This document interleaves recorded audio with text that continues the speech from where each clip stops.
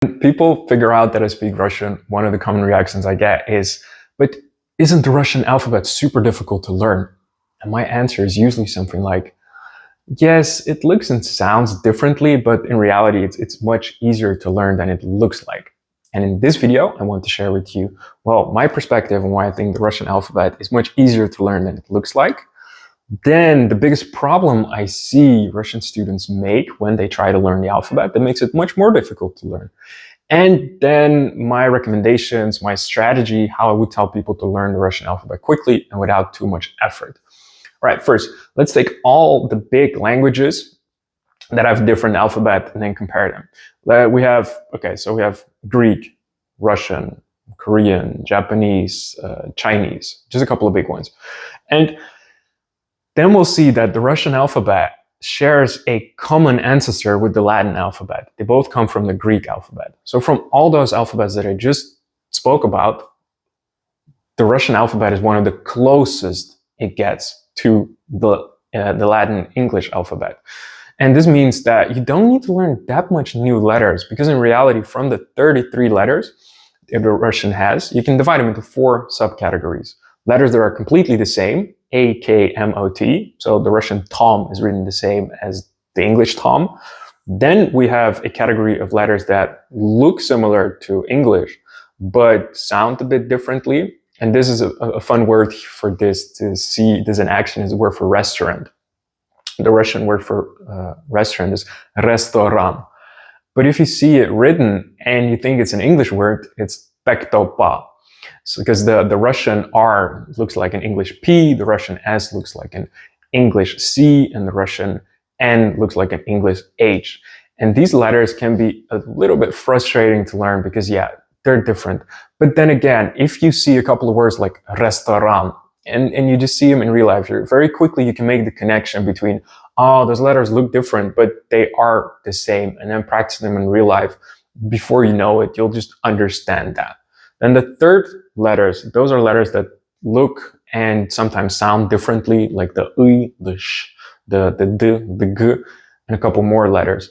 And these letters are just a matter of seeing them in real life and practicing them. And once I teach you the strategy further in this video, you'll find that it's actually quite easy to learn them.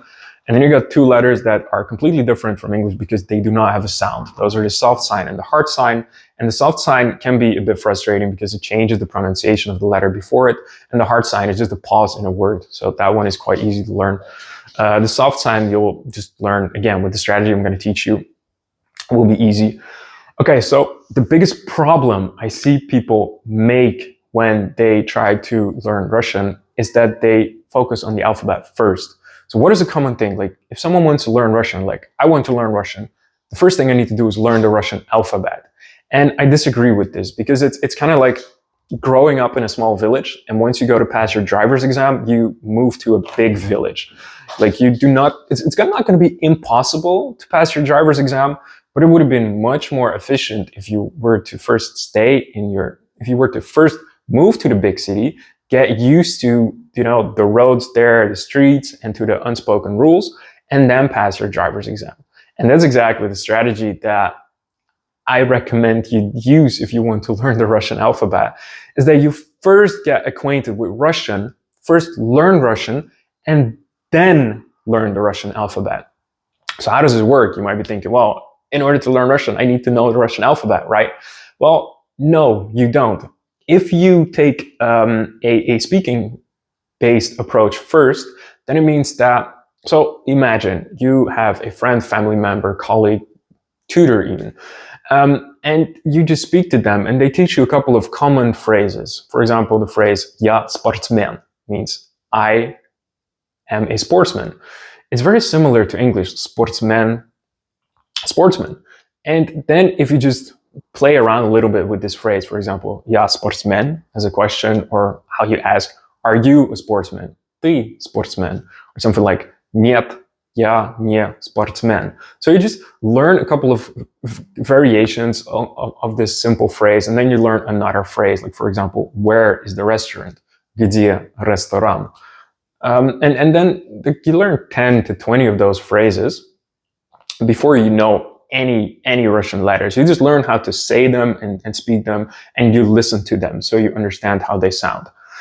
After you've done this, and you then start learning the Russian alphabet. So you take a look at all the letters, or you just compare words and phrases you've already learned. Like you put like "Я спортсмен" here in Russian, and then there, I am a sportsman, like sportsman there next to it. Then you can compare how the words sound, because you already know how they sound, and you can compare the letters. Like you see the S from sportsman is an S in English, and it's a C in Russian.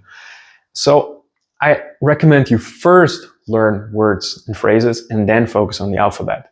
And you can, a couple of ways to do this is either, like I said, with a tutor or with someone you already know. Just play around a little bit with the Russian language, learn some common phrases, and then later on check how they are written. And then you can very quickly make the connections between how letters look and sound.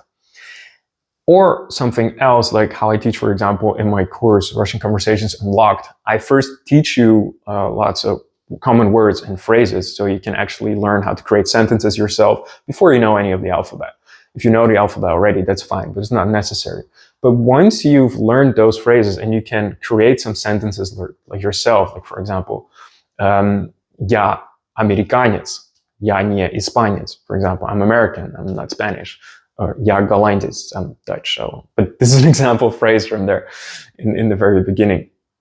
Then you can, and then once you know how to say those words and pronounce them, then you can look, there's a bonus lesson there that goes over the alphabet. And then once you go through each letter, the way it's pronounced and the way it looks, you'll be able to put this letter into the context of the words and phrases you already know.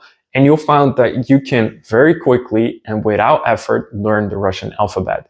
And then it's just a matter of continuing to practice it by listening to, for going through a course, having a tutor, or just reading something, trying to read something online. And doing this practice will then allow you to, the words will get ingrained. And before you know it, you can just read Russian without effort whatsoever. All right, so what do you think about learning the Russian alphabet with this strategy? Let me know in the comments. I'd love to hear from you. Спасибо вам огромное за просмотр и желаю вам хорошего дня. Пока.